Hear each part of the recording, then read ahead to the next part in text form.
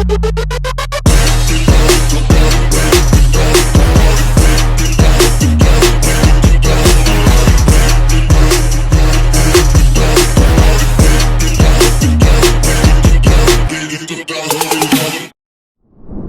we're doing a podcast again. Welcome back to the Fort. Thank you. Are you ready for 12 rapid fire questions with Kyle Fields? There we go. I'm ready. All right.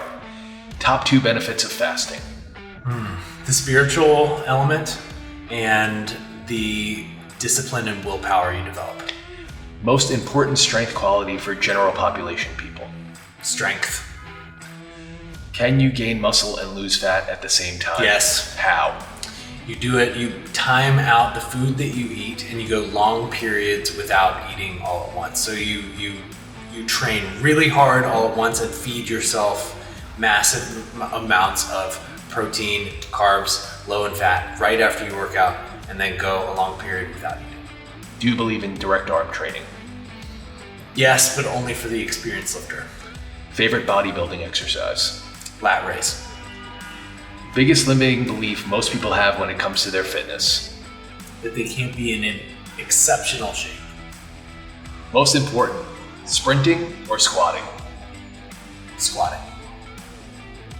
I'm about to test my 2K row. What's my best strategy? You got to get your mind right. You got to visualize the pain that you're going to go through in the 2K row. It's not going to be easy. It's not going to be fun.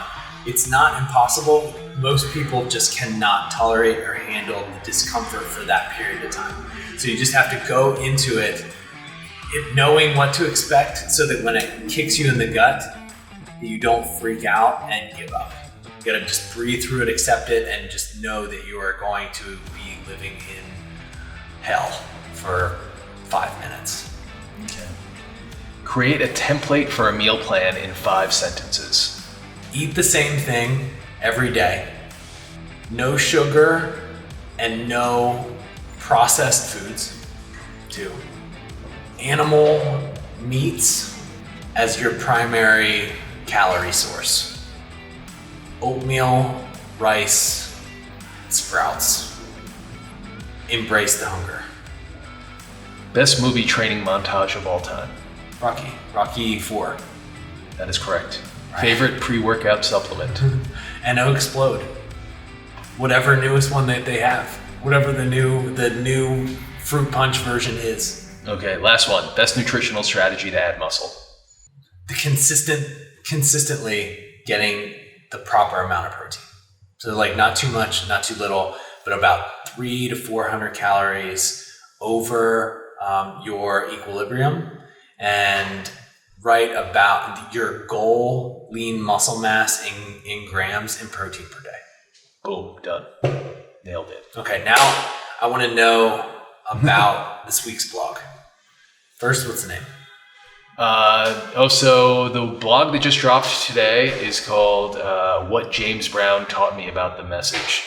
So I have a series of what blank taught me about blank on the blog, and this week is what James Brown has taught me about the message. Okay. Yeah. So this starts with a story like they all do. I mentioned that last week. So James Brown, one of the greatest showmen, greatest musicians, greatest entertainers, dancers, just a great performer. If you like Prince, you like Michael Jackson, you like Justin Timberlake, you like James Brown. That's where they all got it from. And he had an incredible band. And there is some footage that just surfaced recently of him rehearsing with the band, and they're in the middle of going through a song. And he is clearly frustrated. And he stops everyone. And the first thing he does is he walks up to the guitar player and he's like, "What instrument are you playing?" And the guitar player goes, "The drums." And he goes up to the bass player and he's like, "What instrument are you playing?" And the bass player goes, "The drums." And he goes up to the organ player and the piano player and the horn section and everyone in the band. And he's like, "What instrument are you playing?" And they all say, "The drums." And what I love about that is James Brown had a singular vision as to what he was trying to accomplish, which is the rhythm and the beat and keeping it danceable and funky was more important than anything else. He wanted everyone playing their respective instruments as if they were playing the drums. And this, of course, in my twisted mind, had me thinking about training and how unsuccessful people are when they hop around from studio to studio or system to system and program to program. And not only are you not only playing the drums, you're not even playing the same song at some point. Because there's no master program, there's no vision, there's no message.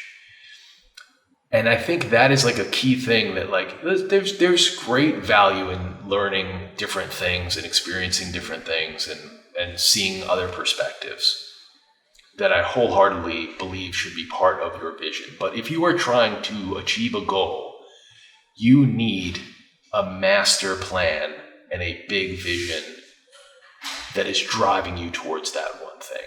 And I think a lot of people miss that for a couple of reasons. One, they're misguided. They think that variety is the key to everything, and it is not. And two, staying on a vision or finding someone who has a vision and then staying on that vision is fucking hard. It is boring. It is systematic. It is not, it's not your mind jumping from place to place. You have to be part of it. You have to own it. You have to want to be in it and dedicate yourself to it.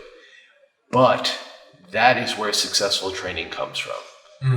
No football team has a head coach. If Bill Belichick is your head coach, you're not going to learn from whatever the schmuck is who's running the Jets, right? This is the same thing. Like, you need to have a vision. You need to execute it. You need to be playing the drums. Yeah. And I would say people tend not to actually reverse engineer what they want to get out of the training. I was thinking about this today. So many people might do yoga, spin, boot camps, a whole bunch of things, right? But not many people actually reverse engineer where they want to end up, like where they want to land. And I think a good place to start because I think people actually are willing to commit to something if they believe in the end goal of it. But I think a lot of people skip the step of envisioning where they want to end up. And a good practice, a good way to decide if what you are doing is going to be worth it for you to push through, to persevere, to keep showing up, is where do you want to be when you're 60?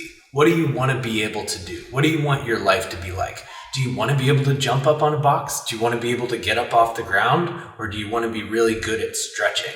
Like, do you want to be able to like move some weight, play with your kids, run around, or your grandkids? Like, what do you want your body to be capable of doing when you're 60, 70, 80? And reverse engineer, these are things that are really important. I'm going to get really great at them now and continue to practice them so that I'm never interrupted. Because really, we're all pretty good at stuff till we stop doing it. As long as you do it, we'll keep up our ability to do stuff for a really long time.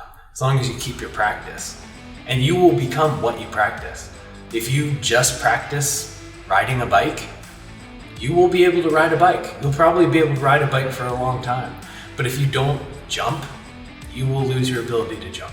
If you don't sprint, you will lose your ability to sprint. I realized this the other day. Like, played football my whole life, quarterback my whole life. If I stop throwing a football, I will lose the ability to throw a football. Yeah, for sure. I mean, if you don't use it, you lose it. Particularly, like, there's certain strength qualities that you're mentioning, like power, like speed, like maximal strength, that tend to decay a lot faster than other strength qualities. And I think, like, after that lecture I gave, there's another side of that coin, which is, if you're going to be the leader, you need to create belief, which is our job, right? That is our part of the bargain. And you need to create a system that works, that helps people get to what it is that they want to do. So it's not just a one-sided thing where, like, the trainee, the customer, however you want to frame them, is like, has to put their belief in you, and you're like, okay, I win. No, you have to meet your end of the bargain and create the system and the tools and the things that will get them there, and the belief that it will work. And the best way to quite frankly is create belief is to have something that works. Yeah. There it is. That's it, man. Yeah. Like, figure out where you want to be.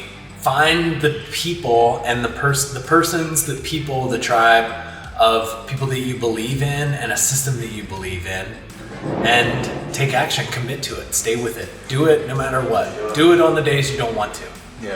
Yeah, stick with it for at least whatever is you determine to be a reasonable amount of time. Stick with it for a reasonable amount of time. It's way better than jumping around from program to program, gym to gym, person to person. Yeah, and it'll be meaningful to you. Yeah. I'm Kyle Fields. I want training to be meaningful to you. It's Dan Trink. Yep, Dan Trink. I also want training. We started the Fort. Yeah, 6 years ago now. We take it very seriously. And we do what works. Till next time. All right.